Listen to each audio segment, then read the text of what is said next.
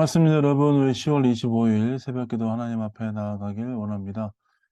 우리 열왕기상 20장 35절부터 43절까지 말씀을 가지고 아합을 향한 아합의 편결이라는 제목으로 말씀 나누겠습니다. 어제 아람 왕 벤하닷과 아합이 전쟁을 하였던 것을 우리가 보았습니다. 하나님께서 하나님의 살아계심을 보여주시겠다라고 약속하셨고 결국 아합이 승리하게 되었습니다. 아합의 어떠함 때문이 아니라 하나님께서 하나님의 이름을 드러내시고 하나님의 놀라운 역사를 보여주시기 위해서 승리를 허락하신 것이죠. 그 모든 상황 가운데 베나닷은 패하였고 아합 왕에게 목숨을 구걸하는 입장이 되었습니다. 어떻게 얘기하냐면 굵은 배로 허리를 동이고 왕의 종 베나닷이 청합니다라고 얘기하면서 내 생명을 살려주십시오라고 얘기하였고 베나닷과 아합은 조약을 맺어서 결국 베나닷은 풀려나게 되었습니다. 그런 상황 가운데 오늘 보는 본문 말씀 가운데 하나님의 선지자 한 사람이 수건으로 변장하고 길가에서 왕을 기다렸습니다. 그리고 그가 왕이 지나갈 때 소리를 질러 왕을 불렀습니다.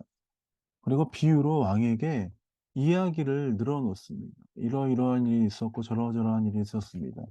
39절 40절입니다. 제가 한번 읽어 보겠습니다. 왕이 지나갈 때 그가 소리질러 왕을 불러 이르되 종이 전장 가운데 나갔더니 한 사람이 돌이켜 어떤 사람을 끌고 내게로 와서 말하기를 이 사람을 지키라. 만일 그를 잃어버리면 내 생명으로 그의 생명을 대신하거나 그렇지 아니하면 내가 은 한 달란트를 내어야 하리라 하였거늘 종이 이리저리 이를 볼 동안에 그가 없어졌나이다. 이스라엘 왕이 그에게 이르되 내가 스스로 결정하였으니 그대로 당하여야 하리라. 이렇게 비유로 설명하였습니다.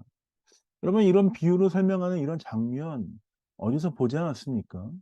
그리고 사무엘 하에 보면 다윗이 바세바를 와 동침한 후 죄를 지은 이후에 하나님의 선지자 나단이 다윗에게 와서 죄에 대해서 이야기할 때 그 잃어버린 양에 대한 비유, 그 비유에 대해서 얘기를 하면서 다윗에게 회개를 촉구했던 장면과 어느 정도 좀 오버랩이 되는 것 같습니다. 41절에 이 선지자는 수건을 벗었고 왕에게 이야기합니다. 그 왕은 선지자가 수건을 벗었을 때 그 선지자를 알아보았습니다. 45절 2절에 어떻게 얘기합니까?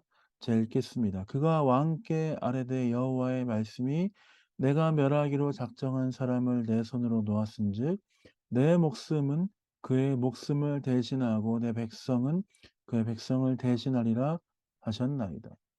하나님께서 아합에게 경고하신 그 장면들에 대해서 설명해 주시고 계신 것이죠. 하나님께서 그 모든 승리를 주셨는데 내가 하나님께서 멸하기로 작정한 그 사람을 내가 풀어줬으니 그 사람이 널 죽일 것이고 또한 뿐만 아니라 내 백성은 그의 백성을 대신하리라 하셨습니다. 결국 아합은 자신이 한 이야기에 대해서 확실히 자신이 보응받을 것에 대해서 하나님께서 가르쳐 주시는 것이죠. 다윗과 나단의 이야기에서도 마찬가지였습니다. 그 다윗이 분노하면서 그 양에 대해서 이야기하면서 그 악하게 행한 사람을 잡아 죽여라 했을 때 다윗이 그렇게 했을 때 나단이 어떻게 했습니까? 당신이 바로 그 사람입니다 했을 때 다윗은 꿇어 엎드려 하나님께 회개하고 자복하고 주 앞에 나아갔습니다. 근데 오늘 우리가 보는 본문 말씀 가운데 아합의 반응은 사뭇 다릅니다. 43절 제가 한번 읽어 보겠습니다. 이스라엘 왕이 근심하고 답답하여 그의 왕궁으로 돌아가려고 사마리아에 이르니라. 다윗의 모습과는 참 대조적이지 않습니까? 하나님께서 이 말씀을 선지자를 통해 하신 것이 있다면 어쩌면 아합 왕으로 하여금 다시 한번 기회를 주시며 주께 돌아와 회개하며 주 앞에 나아올 수 있는 기회를 허락한 것인데 이 아합 왕은 답답해하고 근심하고 돌아갔다라고 이야기합니다. 다윗은 하나님 앞에 회개하며 철저히 주 앞에 나아갔습니다. 그로 말미암아 하나님은 다윗의 삶을 멸하지 아니하시고 다윗에게 은혜를 베푸시고 다시 한번 하나님께 돌아올 수 있는 기회를 허락하셨습니다. 네, 여러분 아합은 어떻습니까? 아합은 그렇게 하지 않고 오히려 근심하고 답답해하며 '어떻게 할 것인가.'라는 그 고민과 함께 '자신이 이것들을 어떻게 풀 것인가.' 하는 그 고민과 함께 돌아갔다라고 이야기합니다. 하나님이 말씀을 통해 우리에게 무엇을 가르치십니까?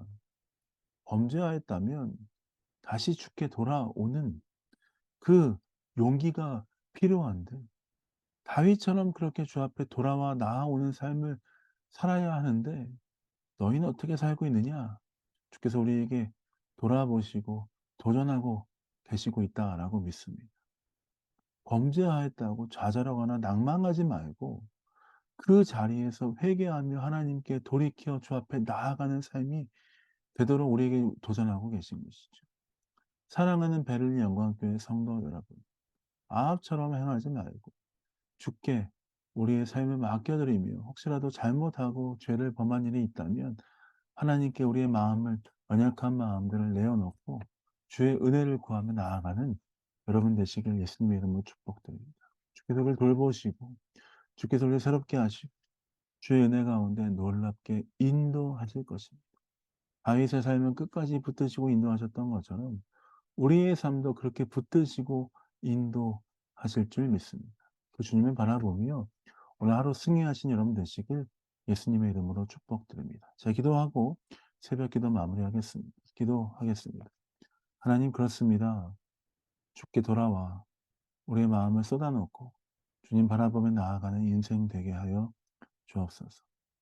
주님 죄를 지었다 할지라도 주 앞에 우리의 삶을 다시 한번 맡겨드리며 회개하며 나아가는 귀한 인생 되게 하여 주옵소서. 감사와 찬양을 주 앞에 드립니다. 예수님 이름으로 축복하며 기도합니다. 아멘. 사랑합니다. 축복합니다.